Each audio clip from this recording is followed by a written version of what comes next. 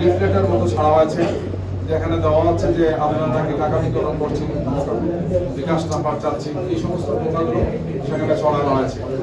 আমরা নির্বাচন কমিশনকে জানিয়েছি, আপনাদেরকে জানিয়েছি যে আমাদের সম্মানিত আমিরে জামাত সহ জামাত ইসলামের মর্যাদাকে, ভাবমর্যাদাকে নষ্ট করার জন্যই একদল লোক, এই সমস্ত অসৎ লোক চক্রান্ত এবং ষড়যন্ত্রমূলক কাজগুলো করছে। গতকালকে পাবনা সদরে আইন শৃঙ্খলা বাহিনীর পরিচয় দিয়ে মাইকিং হয়েছে। কিছু লোকের নাম উল্লেখ করেছেন যে এই সমস্ত লোকজনকে যদি আপনারা পান জনগণ, তাহলে তাদেরকে ধরে গ্রেফতার করে আইন শৃঙ্খলা বাহিনীর হাতে তুলে দেবেন। আমরা দেখলাম যে এই যে যাদের কথা বলা হচ্ছে এরা সবাই আমাদের সেই এলাকার নির্বাচনী কর্মী এবং তারা সামনে এজেন্ট হচ্ছেন, এজেন্টের সব কাগজপত্র রেডি করেছে।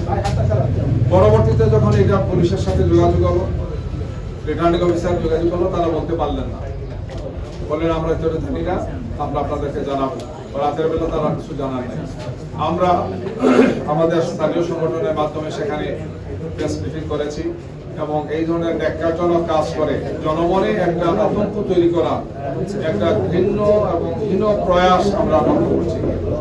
যেখানে সুন্দর শান্তিপূর্ণ পরিবেশ রক্ষা করা প্রশাসনের দায়িত্ব, নির্বাচন কমিশনের দায়িত্ব, সেখানে এই ধরনের ঘটনাগুলো ঘটছে। যাদের ব্যাপারে বলা হয়েছে তাদের কোনো মামলা নাই, ফেসিবাদের সময় তারা বিভিন্ন সময় গ্রেফতার হয়েছেন, মামলা হয়েছে, সব মামলা তারা জামিন পেয়েছেন, মামলা প্রত্যাহার হয়েছে।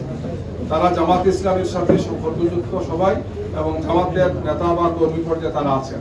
নির্বাচনী কার্যক্রমে তারা ভূমিকা রাখছেন এবং আগামীকালকে নির্বাচনে তারা অনেকেই এজেন্টের দায়িত্ব পালন করবে। অর্থাৎ এদেরকে মাঠ থেকে সরিয়ে দেওয়ার একটা হীন প্রয়াস আমরা দেখতে পাচ্ছি।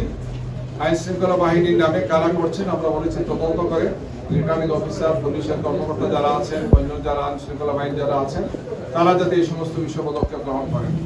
এই ঘটনাগুলোকে আবার অনেকে মিডিয়া আসছে না, কিছু কিছু মিডিয়া আসছে, এটা রহস্যজনক কারণে মিডিয়াতে যেগুলো হয় এগুলোকে আটকে রাখা হচ্ছে। আপনারা হয়তো এগুলো পেয়েছেন। এর পাশাপাশি গতকালকে মৌলভীবাজার জেলার বড়লেখা উপজেলা এবং জড়ি উপজেলা মিলে যে মৌলভীবাজার 1 আসন, সেই আসনে আমাদের নমিনি এবং আমাদের নির্বাচন পরিচালক সহ রাতে কাজ করে তার ফিরছিলেন বাড়িতে।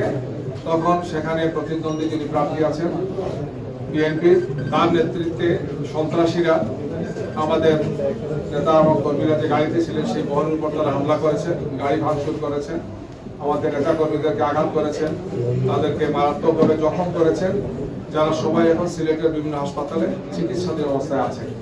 রাতের বেলায় রিটার্নিং অফিসার এবং এসপি সাহেবকে জানানো হয়েছে, আমরা সেখানে থানায় গিয়ে মামলা করেছি, আমাদের দায়িত্বশীলরা সেখানে প্রেস ব্রিফিং করেছে।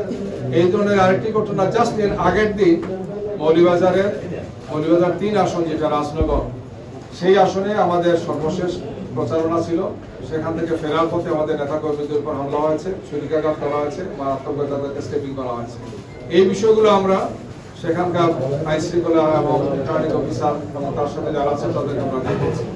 অর্থাৎ রিপিটেডলি এই ধরনের হামলা, এই ধরনের চরমভাবে আক্রমণাত্মক আচরণ একটা দলের পক্ষ থেকে করা হচ্ছে।